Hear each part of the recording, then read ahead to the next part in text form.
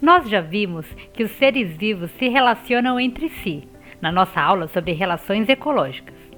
E também vimos que muitas dessas relações são relações alimentares, ou seja, relações que envolvem a transferência de energia.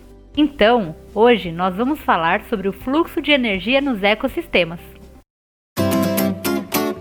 Vem aprender bio comigo? Antes de iniciarmos, é muito importante lembrarmos o que é um ecossistema. Nesse caso aqui, o ecossistema é formado por esses animais, essas algas e plantas, mas também é formado pela água, pela areia e pelas rochas. Assim, um ecossistema é formado pela interação entre os seres vivos que o compõem e os fatores abióticos, ou seja, a porção não viva. Você sabe o que é isso? Essas são diatomáceas. As diatomáceas são algas unicelulares, ou seja, microscópicas. Elas são organismos fotossintetizantes, ou seja, que realizam fotossíntese. E elas são responsáveis por 20 a 25% de toda a produção primária do planeta. Ou seja, elas são responsáveis por quase 1/4 de toda a fotossíntese realizada no planeta Terra. A fotossíntese é o processo a partir do qual alguns organismos conseguem converter a energia luminosa em energia química de ligação para a produção de carboidratos com alto valor energético. Esse processo é realizado pelas diatomáceas, mas também por outras algas e plantas. Por esse motivo, organismos fotossintetizantes como essas algas aí recebem o nome de produtor. Esse é considerado o seu nível trófico. É a partir dos produtores que o fluxo de energia dos ecossistemas tem origem. Em um ecossistema, os produtores podem estar envolvidos em relações ecológicas alimentares.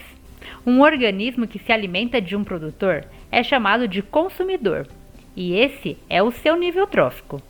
Observem que a seta que indica essa relação aponta a direção da energia, portanto, vai do produtor para o consumidor. Existe uma diferença muito importante entre o produtor e o consumidor. O produtor é um organismo autótrofo, enquanto que o consumidor é um organismo heterótrofo. Você já ouviu falar sobre esses dois conceitos? Vamos entendê-los melhor. Auto significa próprio, enquanto trofe se refere à alimentação. Então, organismos autótrofos são aqueles que conseguem se alimentar por si próprios, assim como as diatomáceas, que conseguem os seus carboidratos pelo processo da fotossíntese. Por outro lado, nós temos os heterótrofos. Hétero significa diferente e trofe, novamente, alimentação. Os heterótrofos, portanto, são aqueles organismos que dependem de outros organismos diferentes deles para se alimentarem, como esse camarão, que se alimenta das diatomáceas. Um organismo heterótrofo não necessariamente se alimenta de um produtor, mas ele pode se alimentar de outro heterótrofo, como nós observamos aqui. Esse peixe heterótrofo se alimenta do camarão, que também é heterótrofo, e nesse caso também recebe o nome de consumidor. Entretanto, existe uma diferença entre eles. O camarão é o consumidor primário, porque se alimenta do produtor, enquanto que o peixe é o consumidor secundário, porque se alimenta de um consumidor primário. Observamos, portanto, aqui uma cadeia alimentar, que nada mais é do que uma representação gráfica do fluxo de energia nos ecossistemas. Como já falamos outras vezes, o ser humano faz parte dos ecossistemas naturais, e nesse caso aqui, aparece como consumidor terciário, quando se alimenta do peixe, que era o consumidor secundário. Mas o ser humano também pode consumir o camarão. Nesse caso, o nível trófico do ser humano seria consumidor secundário. Isso nos mostra que o nível trófico varia de acordo com a cadeia alimentar em que o indivíduo está envolvido. Conseguimos também observar nessa imagem uma cadeia alimentar formada pelo produtor, o consumidor primário, o consumidor secundário e o consumidor terciário.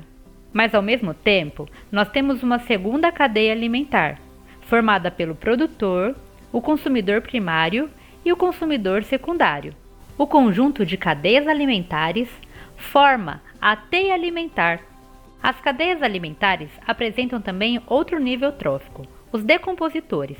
Os decompositores são aqueles organismos que conseguem transformar a matéria orgânica em matéria inorgânica novamente. De maneira geral, eles são fungos e bactérias, e eles recebem energia de todos os outros níveis tróficos. Por serem incapazes de serem autossuficientes com relação à sua alimentação, esses organismos são considerados seres heterotróficos, porque dependem da energia de outros seres vivos. Nas cadeias alimentares, o nível dos decompositores é considerado o último nível trófico. Mas aí fica a pergunta, mas será que os decompositores recebem toda a energia que o produtor incorporou no ecossistema? A resposta é não. Observe aqui nessa pirâmide de energia que com o aumento do nível trófico, a quantidade de energia disponível é cada vez menor. E é muito fácil entender por quê. Os produtores são os únicos organismos capazes de originar o fluxo de energia nos ecossistemas. Parte do que ele produz é consumido por ele mesmo, para sua sobrevivência e reprodução. Então, apenas uma pequena parte daquela energia que foi convertida pelo produtor efetivamente está à disposição do consumidor primário. Mas além disso, tem uma outra questão. Boa parte das estruturas dos produtores não são digeridas pelo consumidor primário e são eliminadas sob a forma de fezes. Apesar de eliminadas, essas estruturas também contêm bastante energia. Contabilizando tudo isso, em média, a perda de energia entre o primeiro nível trófico, que é o produtor, e o segundo nível trófico, que é o consumidor primário, corresponde a cerca de 90%. Ou seja, apenas 10% da energia convertida pelo produtor efetivamente se torna disponível para o consumidor primário. A lógica é a mesma entre os próximos níveis tróficos, porque nem toda a energia que um consumidor primário obteve ao longo de sua vida se torna disponível para o consumidor secundário. Assim, novamente, 10% da energia do consumidor primário passa para o consumidor secundário, mas esses 10% correspondem a apenas 1% da energia original produzida pelo produtor. Se você tem dificuldade de entender porcentagem dentro de porcentagem, dê uma olhada aqui nesse gráfico. Esse círculo representa toda a energia produzida pelo produtor, ou seja, 100%. Já falamos que boa parte dessa energia é utilizada pelo próprio produtor para crescer, sobreviver e se reproduzir. Assim, se dividirmos essa energia em 10 partes iguais, veremos que apenas uma dessas partes corresponde à energia obtida pelo consumidor primário, ou seja, 10% da energia originalmente produzida pelo produtor. Esses 10% obtidos pelo consumidor primário também não ficam disponíveis para o consumidor secundário. Isso porque o consumidor primário utiliza essa energia para crescer, sobreviver e se reproduzir. Se pegarmos essa fatia que o consumidor primário teve acesso e dividirmos em 10 partes iguais, apenas uma dessas partes vai estar disponível para o consumidor secundário, ou seja, 1% da energia original produzida pelos produtores. Essa quantidade de energia fica ainda menor quando consideramos o consumidor terciário, porque, novamente, nem toda a energia que foi consumida pelo consumidor secundário se torna disponível para ele.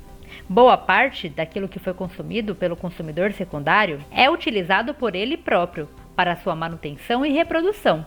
Além disso, como nós já vimos várias vezes, nem todas as estruturas presentes em um organismo são consumidas pelo consumidor. Nesse caso específico, nós temos aqui o ser humano como um consumidor terciário. Quando ele se alimenta de um peixe, ele não come as escamas, ele não come os ossos, ele não come as vísceras. E essas estruturas estão cheias de energia. Assim, devemos considerar que cerca de 10% da energia presente no consumidor secundário se torna disponível para o consumidor terciário.